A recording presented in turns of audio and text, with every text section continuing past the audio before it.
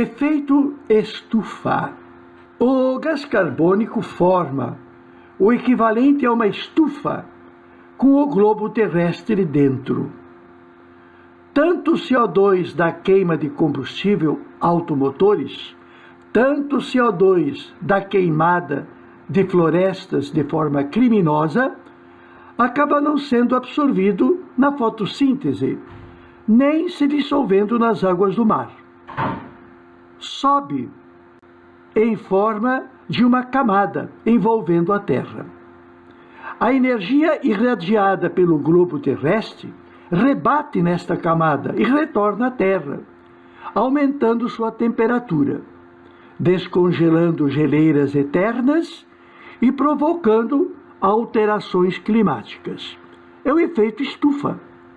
A NASA afirma 9% do polo ártico, lá em cima, portanto, 9% do polo ártico se derrete a cada década.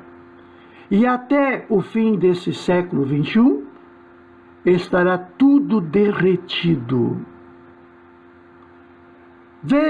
Vejamos a figura.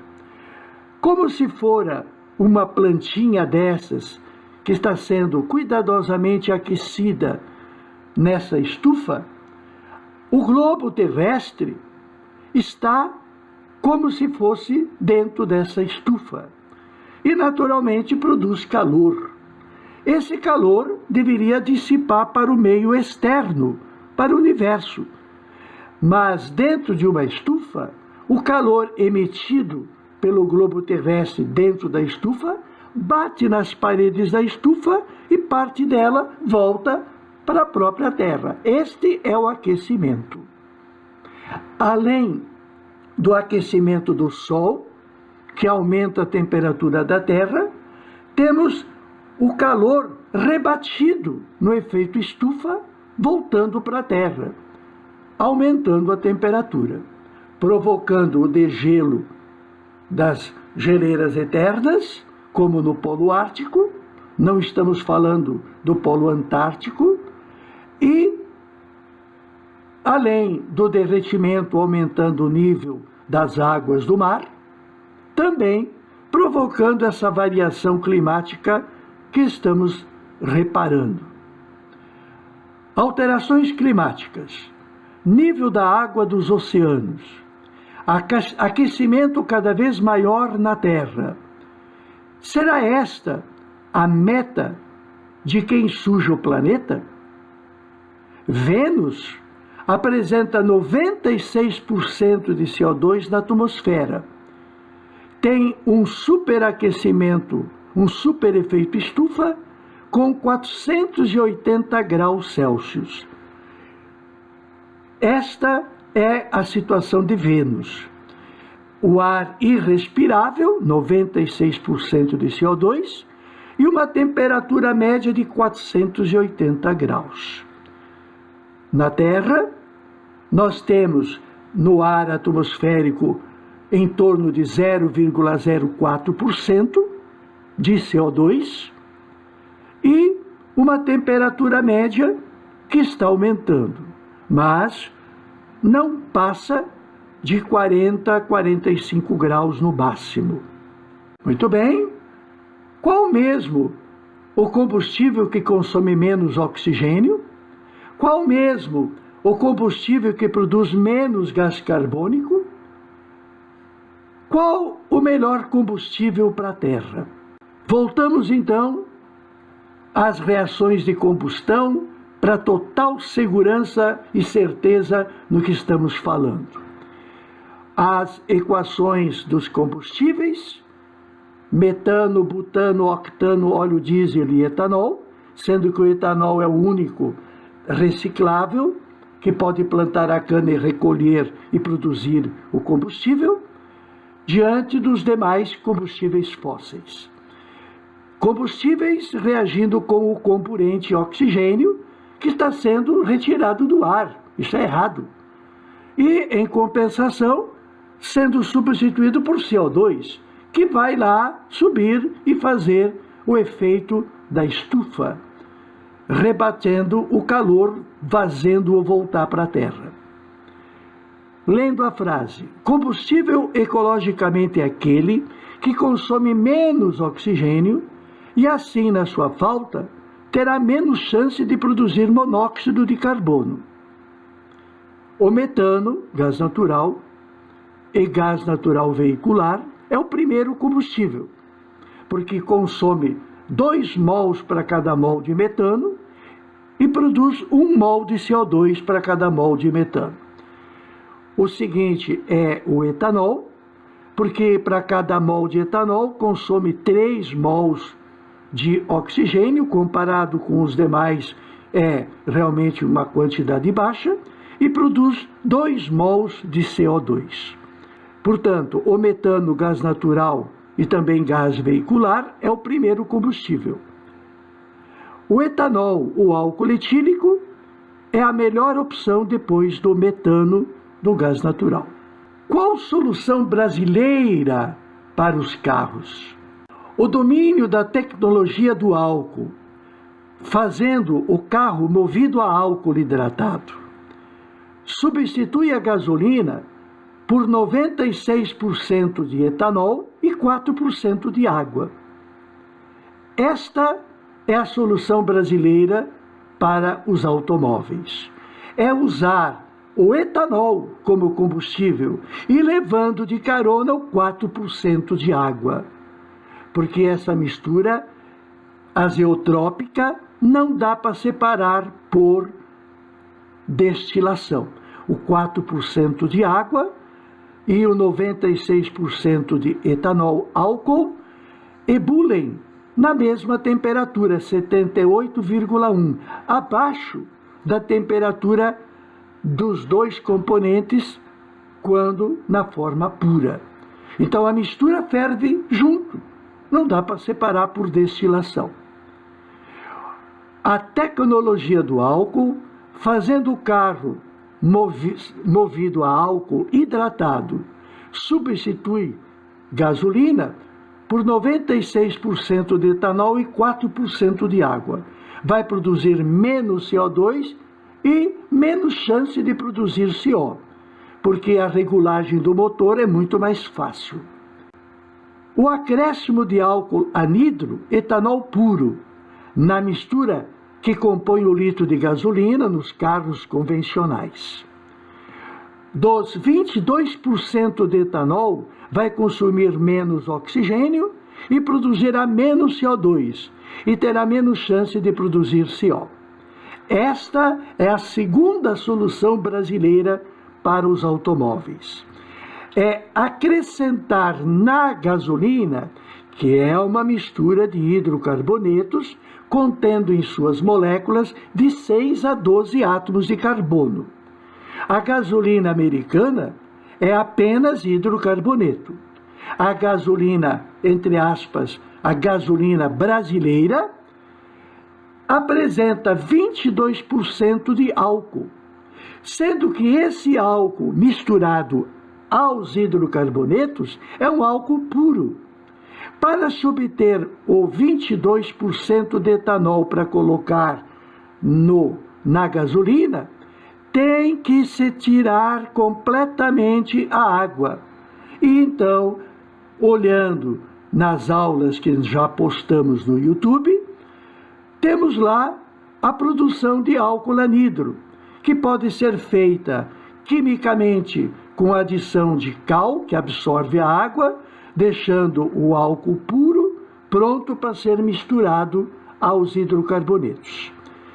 Na entre-safra, admite-se na gasolina 22% de etanol. E na safra de álcool, na safra da cana, admite-se até 25% de etanol. Esse 22% de etanol ou 25%, dependendo da época do ano, vai consumir menos oxigênio que consumiria apenas a queima do hidrocarboneto.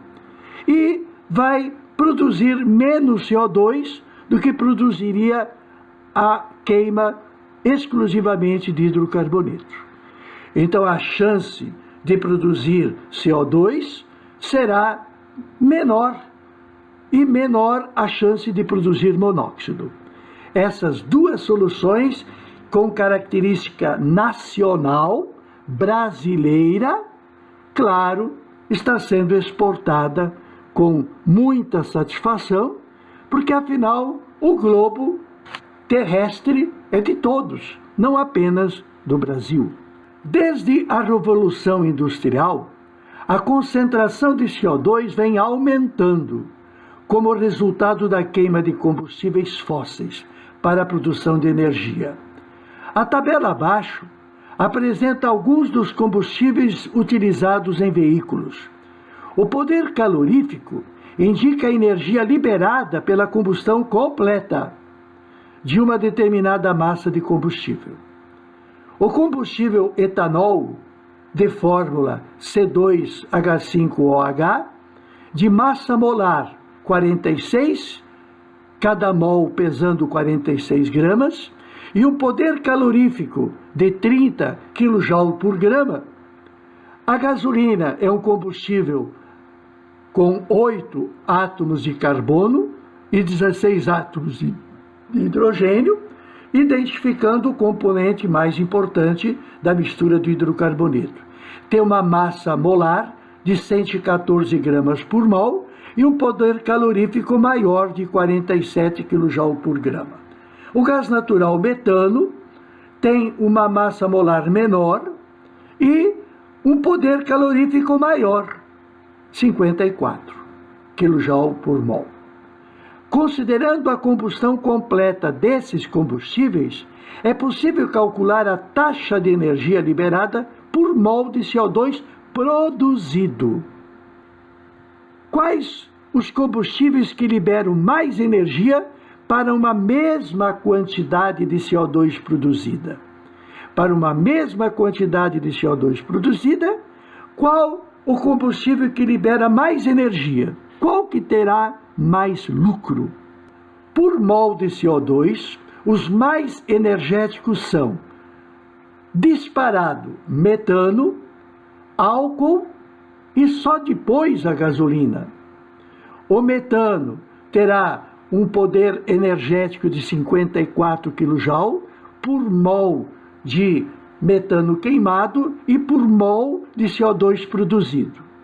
O álcool, o etanol, para cada mol de álcool, que corresponde a 2 mols de CO2, tem um poder calorífico de 30. Mas, analisando o nosso padrão para produzir 1 mol de CO2, para 1 mol de CO2 formado, tem um poder calorífico apenas de 15.